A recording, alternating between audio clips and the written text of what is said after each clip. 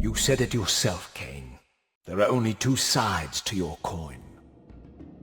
When you christen a show with a name like Forgotten Gems, you will unavoidably face a problem of definition. Which games actually qualify as a forgotten gem? Must they be entirely lost in oblivion, and will viewers call you a fraud if they still vividly remember them? Or are there maybe different ways in which a game can be regarded as forgotten? Because even though there is an uncountable amount of completely overlooked titles out there that pretty much no one has ever heard of, today I want to scratch the itch to talk about a gem that is very dear to me and that I'm certain many of you will have heard of or even played it, especially when you're a child of the PlayStation Dreamcast and PS2 Xbox era. Legacy of Kain Soul Reaver and its direct successor Soul Reaver 2 came out between 1999 and 2001. They were beloved by fans, critically acclaimed, and financially successful. So by no means we are talking about an overlooked, obscure misfit of video game history. But despite its overall success, and despite two more installments of the Legacy of Kain saga after it in 2002 and 3, and a rather unsuccessful free-to-play online game set in the same universe, the general interest in the series, and especially the two Soul Reaver games, slowly faded over the years. So in a way this is good news, as it qualifies them for me to revisit them. They have a lot of substance that makes them worth dissecting. Its visual design, prototypical and strongly influential game design, an expansive universe filled with a fascinating and philosophical lore, and the cast of truly memorable and iconic characters that make Legacy of Kain Soul Reaver and its sequel one of my favorite forgotten gems. One of the reasons Greek mythology is so timeless is because these guys really knew how to write compelling, tragic characters, who often ended up suffering completely out of proportion, punished by whimsical gods for their mortal sins. I mean, they basically invented the whole tragic hero and all the tropes and terminology that comes with it. Characters like Sisyphus, who was punished for his craftiness and deceit by having to push a giant boulder up a hill, see it roll down again, and repeat this process for eternity. Or Prometheus, who outsmarted Zeus and was therefore chained to a rock, condemned to have his liver pecked out by an eagle and have it grow back every single day until the end of time. In this vein, the story of Soul Reaver could be taken right out of this prosaic universe of cosmic schlemazzles. It takes place in the land of Nosgoth, a lavish amalgamation of various real-world mythologies, for example containing elements of Hebrew, Norse, and Celtic folklore, embellished with its own mixture of history, characters, and struggles.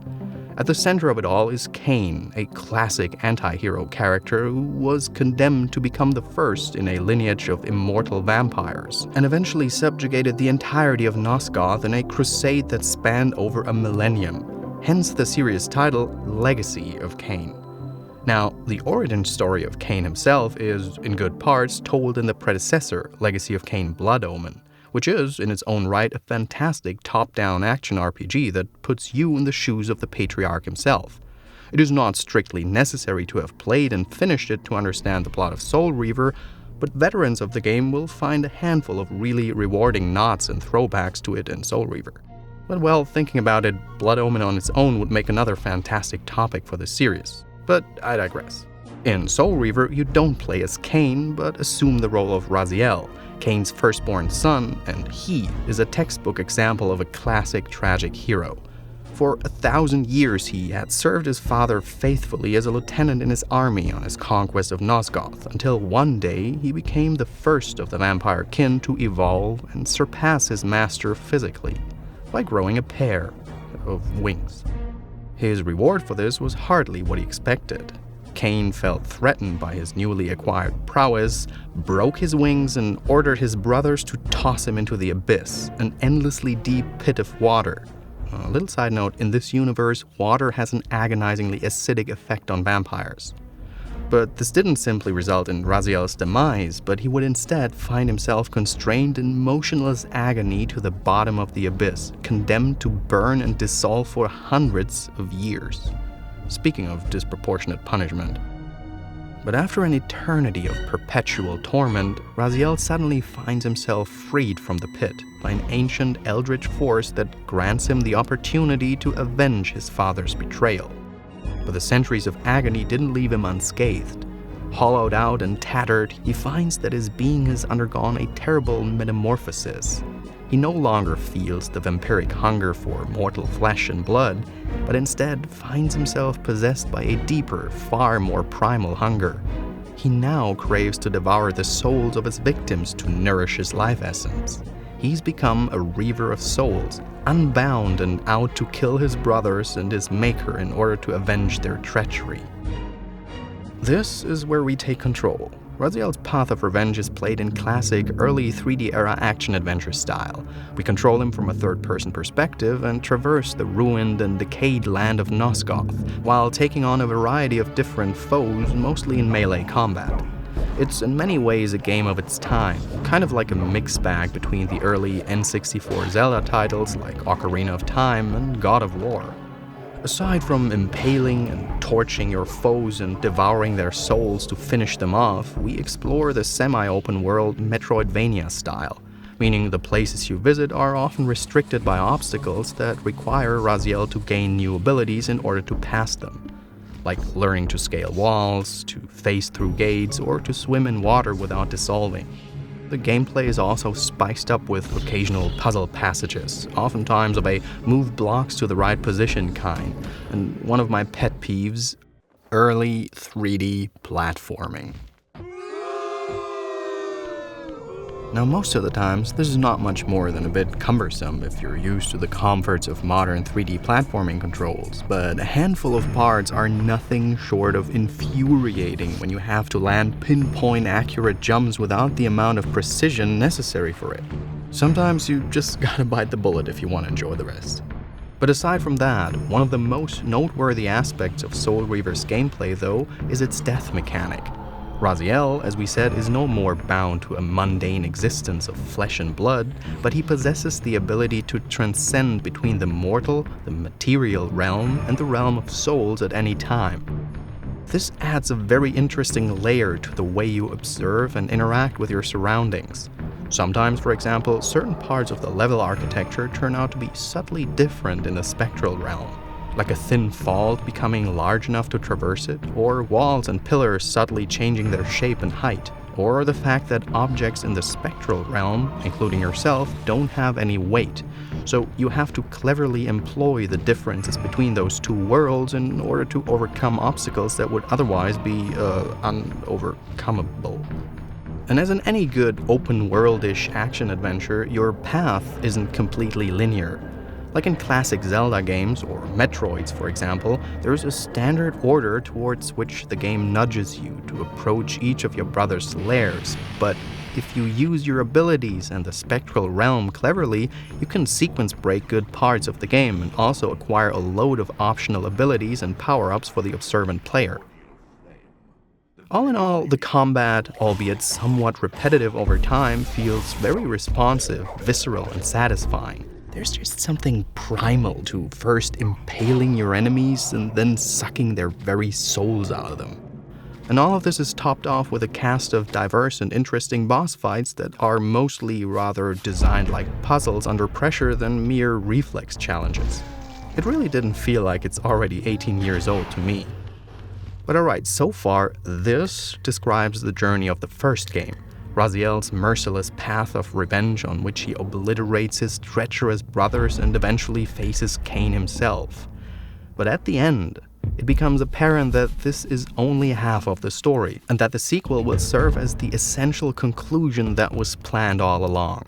These two games are inseparably intertwined, two necessary sides of the same coin, and frankly, it's the sequel where the narrative arc really unfolds its true storytelling genius. In terms of gameplay, the changes we experience are rather subtle. Raziel luckily maintains most of his abilities acquired in the first part and gains a plethora of new ones, but all in all, everything will feel very familiar if you've just beaten the first game. A very pleasant transition that allows you to focus on the true star of the duology, the story. Because where the first game played in a post-apocalyptic, decayed decayed time and age, long past the glory days of Nosgoth, with a second game, we're starting to chase Kain through different time periods and are allowed to witness the land in its prime. What's so genius about it is that the writers had the audacity to actually make the entire first part to be basically just the setup to unleash all the narrative bombshells during the course of the second game. Revisiting different time periods of the history of Nosgoth brings Raziel to some deep, introspective moments in which he discovers the origins of his kin as well as his, until that point, obscure and hidden angelic heritage. And the story starts to delve into some really Nietzschean concepts like the irreversibility of time and the notion of eternal recurrence, that everything happens over and over again, and how each person plays a tiny role in a much grander scheme, orchestrated by ancient, explicitly titled eldritch forces that steer the fates of all life, matter, and existence. His omnipotent benefactor, the one who saved him from the abyss in the beginning of the first game and sent him on his hunt for Kain, is a decidedly Lovecraftian entity. A giant squid that slumbers beneath the earth, who can hear every man's thoughts and wishes and speaks directly into Raziel's soul. But the wheel must turn. Death is inexorable and cannot be denied. His sigil that we find scattered everywhere in his lairs and temples, by the way, is the spiral, the symbol for an ongoing cycle of life that gets more painful and excruciating with each iteration. Death comes for us all, Raziel. It's just a matter of time. Raziel's tragic hero journey gets turned up to 11 in this one, when he uncovers bit by bit how his actions, taken in good faith and motivated by an apparently honest cause for rightful vengeance, ultimately turns out to be a seminal cause for Nosgoth's eventual downfall. As if he's stuck in a pit of quicksand made out of dramatic irony, Raziel learns that his naive motives and actions inexorably make everything worse the more he tries to make things better. And as you experience crucial turning points in the history of Nosgoth, you begin to realize just how much Raziel's actions in the past, which are depicted in the second game, were already reflected and foreshadowed in the post-apocalyptic future of the first game. It's one of those stories that feels straightforward during your first playthrough, but that unravel layers upon layers of mind-blowing details upon revisiting them, when you reapproach them with the full knowledge of where Raziel's path is leading. All of that completely underlines the themes of eternal recurrence, doesn't it?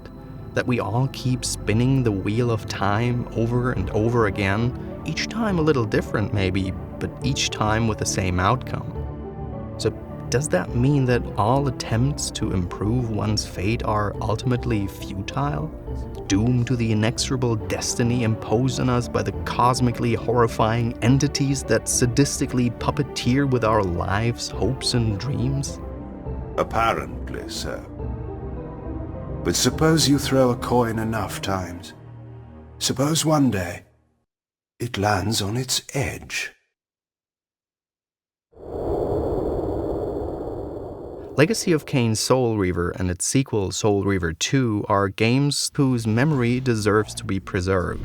Replaying them wasn't only fun from a pure gameplay perspective, but it mostly surprised me by how much deeper and more intricate the lore is than I remembered, littered with mostly captivating and well-written theatrical acting, fascinating art design, an original setting, and loads of intriguing archaeological storytelling. I will say that they are a bit cumbersome to get running properly on modern systems though, since the PC ports of both games are, well, they're basically garbage, let's be honest. You need external controller apps like Controller Companion or Xpadder to make them fully functional on a gamepad, and to add insult to injury, the first game, yes, the one with the already atrocious platforming parts, doesn't even support analog controls at all on PC. Only keyboard. Yep. If you want to get the PC versions, they're available for a steal on Steam and GOG.com, but I'd strongly favor the GOG version since it's generally better optimized. If you can, though, try to go for the Dreamcast version of Part 1 and the PS2 version of Part 2 since they're the most optimized versions of the games. Emulate it if you have to. I've added a link in the description to a compilation of helpful tips to get them running on modern systems, because it's been a seriously enraging hassle to get them running properly, to be honest. And I don't want you to have to jump through the same hoops to enjoy these babies, because my goal with this video is to make Soul Reaver a little less of a forgotten gem. Thank you guys for watching. I hope you enjoyed this little excursion into video game Oblivion. Let me know if you have any suggestions of intriguing titles of the past that have fallen off the radar at some point that you'd like me to cover in this series. If you'd like to support my channel, then I'd be very grateful if you join my Patreon. And as always, my gratitude goes out to all the people who support me there, with a special thanks to these top-tier supporters: Caroline Mills, Lucas, Dark Blue 1, Travis Deng, Evan Tekrer, Quentin Prodome, Milan Vujnovic, Sim Alas, Kevin Davis, Yasin Inat, Andrei Kryakushin, Wojciech Puchowski, Sebastian Garcia, Jacob Woodward, Dmitry Pirak, James Lynch, Luke Johnson, Danny Sendel, Tiago Pereira dos Santos Silva, Carlos Vega, Marisa Martinez, Michelle Stoliker, Adele Alfalassi, Christopher Collish, Nicholas Stevenson, Ronnie Meinert, and Ian Melancon. So, ta-ta for now.